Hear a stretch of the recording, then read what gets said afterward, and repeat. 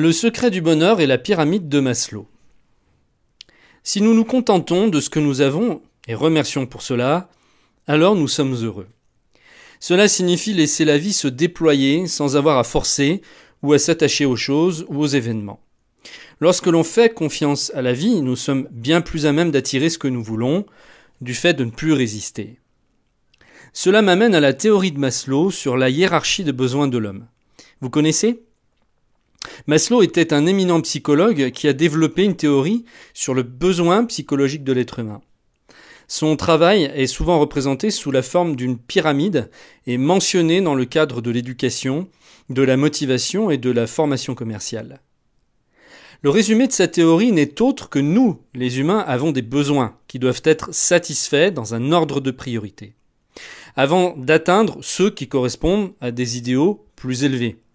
Nous devons d'abord répondre à nos besoins fondamentaux. L'ordre de ces besoins ne change pas d'un individu à l'autre. Ils sont comme suit. Niveau 1, besoins physiologiques. Air, eau, nourriture, repos, exercice, etc. Niveau 2, besoins de sécurité, logement, sécurité d'emploi, plan de retraite, assurance, etc. Niveau 3, besoins d'amour et d'appartenance, enfants, amis, partenaires. Niveau 4, amour-propre, célébrité, reconnaissance, réputation, dignité. Niveau 5, amour-propre, confiance, réalisation, liberté. Si nous ne répondons pas à tous les besoins dans les niveaux inférieurs, nous serons toujours en manque et il sera bien difficile d'atteindre une plus grande réalisation. Voici une petite histoire qui illustre bien l'échelle de Maslow. Un conférencier roule sur une petite route déserte, en chemin pour Darwin afin de donner une conférence sur l'autonomie. Il pense à la meilleure façon de captiver son auditoire et d'être à la hauteur de sa réputation. Nous sommes donc ici au niveau 4-5 de la pyramide de Maslow. Soudain, il tombe en panne. Dehors, la température atteint les 44 degrés à l'ombre. Mais il n'y a pas d'arbre pour s'abriter, il est au milieu de nulle part. Au début, il n'est pas préoccupé par la situation et se contente d'admirer la beauté du paysage. Il commence à ressasser le passé et pense à ses amis et sa famille en se demandant ce qu'il pouvait bien faire maintenant. Puis il allume la radio et s'endort.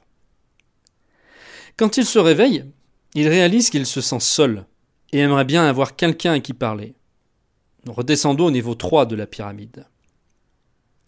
Après quelques heures, il commence à se sentir un peu mal à l'aise et se sent en danger. Il se dit qu'il lui faut trouver une solution pour se sortir de là. Il décide d'abandonner sa voiture et de partir chercher de l'aide. Il marche, et il commence à faire nuit. Il devient vraiment inquiet. Tous ses sens sont réveillés comme jamais. Chaque bruit qu'il entend le met sur le qui-vive. Nous redescendons au niveau 2 de la pyramide. Puis, il se rend compte qu'il n'a pas mangé depuis le petit déjeuner et qu'il a faim et soif. Nous descendons au niveau 1. 2 jours après, il en est toujours au même point, à la différence que ses pensées ne vont plus que vers une seule chose, trouver de l'eau. Il ne se soucie même plus de manger parce qu'il sait instinctivement qu'il peut survivre pendant des semaines sans nourriture, mais pas sans eau. Soudain, quelqu'un arrive par derrière. Il commence à s'étouffer, il ne peut plus respirer, son besoin d'air est maintenant plus fort que son besoin d'eau. Son meilleur ami était parti à sa recherche vu qu'il ne s'était pas présenté à Darwin. Il a retrouvé la voiture et a suivi la route que son compagnon avait dû certainement emprunter pour le sauver à temps. Quelle leçon pouvons-nous retirer de cette histoire ? Cette histoire met en scène une personne dont tous les besoins étaient comblés. Cet homme avait fait de sa vie une véritable réussite et avait vraiment transformé son rêve en réalité. Mais très vite, il redescend dans la hiérarchie de ses besoins. Ses petites préoccupations s'envolent en un rien de temps en comparaison aux problèmes qu'il doit soudain affronter. Si nous ne pouvons pas respirer, nous ne sommes pas inquiets pour l'eau. Notre priorité est l'air. Si nous ne pouvons pas trouver de l'eau, nous ne pensons pas à manger. Notre priorité est l'eau.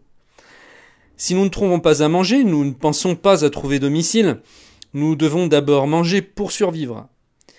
Penser à votre réputation n'aura pas grand intérêt si vous n'avez pas de domicile. Cela ne signifie pas que si nous n'avons pas de maison et de famille, nous ne pouvons avoir tout cela, mais simplement qu'il faut procéder dans l'ordre. Cela signifie aussi que nous ne devrions jamais nous occuper de choses futiles, ni passer un temps phénoménal à ruminer le passé. Pourtant, combien de fois avez-vous pensé à des choses sans importance ? Avez construit vos propres mélodrames, sans regarder les priorités. Dans une étude récente, la France apparaissait comme étant le pays le plus déprimé au monde. Et bizarrement, ceux qui s'inquiéteraient le plus sont ceux qui seraient les mieux lotis. Pourquoi une telle contradiction ? Avons-nous trop de temps pour réfléchir, et donc pour avoir peur ? Pourtant, la solution est simple, il suffirait d'être un peu moins égoïste et d'orienter nos pensées de façon plus constructive. Maintenez votre plus grande vision et croyez en vos rêves.